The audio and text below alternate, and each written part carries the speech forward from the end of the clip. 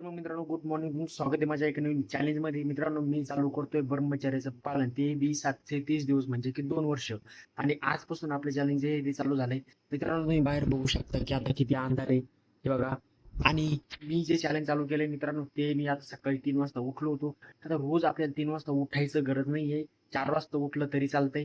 4 वाजता उठायचं, आपले कामं गिमं सगळे होते, कारण की अंधार राहतो ना. व्यायाम करायला जायला आपल्याला भरपूर त्रास होतो बाहेर. सकाळी उठायचं 4 वाजता. त्याच्यानंतर 1 घंटा नाही तर मग 30 मिनिट 45 मिनिट आपल्याला मेडिटेशन करणं गरजेचं आहे. 30 मिनिट 45 मिनिटं मेडिटेशन झालं.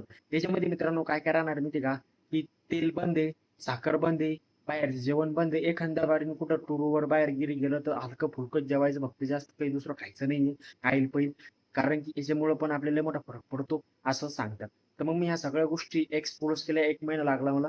1 महिन्यापासून मी हे सगळं शोधत होतो. आणि ह्या सगळ्या गोष्टी माझ्या पुढे आल्या, तेव्हा मी तुम्हाला सांगू राहिलो की मी हे चालू करतोय म्हणून. आणि आपल्याला कोणत्या कोणत्या गोष्टीहून त्रास होतोय आणि कोणत्या कोणत्या गोष्टीहून नाही. मित्रांनो, माइंड आपला फ्रेश राहण्यासाठी मला हे करणं गरजेचं आहे. मला काय काय अनुभव येतो रोजचा, मी तुम्हाला व्हिडिओमध्ये शेअर करणार आहे. माझा व्हिडिओ पहा, तुम्हाला अनुभव येत राहील. कारण की आजच्या ज्या जीवनामध्ये माणूस खूप गोंधळला झालाय.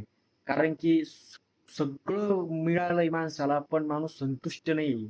आणि ह्या गोष्टी कशामुळे होतात आणि कशामुळे नाही, मी तुम्हाला एकदा ह्याच्यामध्ये सांगणार आहे. मला जर अनुभव आला समजा, तर तुम्ही पण ह्या गोष्टी करू शकता, असा माझा उद्देश आहे.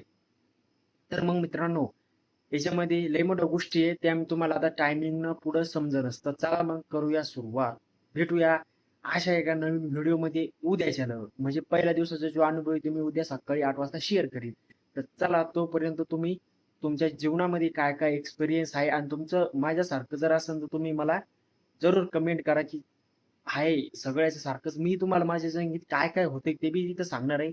आणि इथून पुढे माझ्या जिंदगीमध्ये काय काय बदल पडला ते पण मी तुम्हाला इथं सांगणार आहे.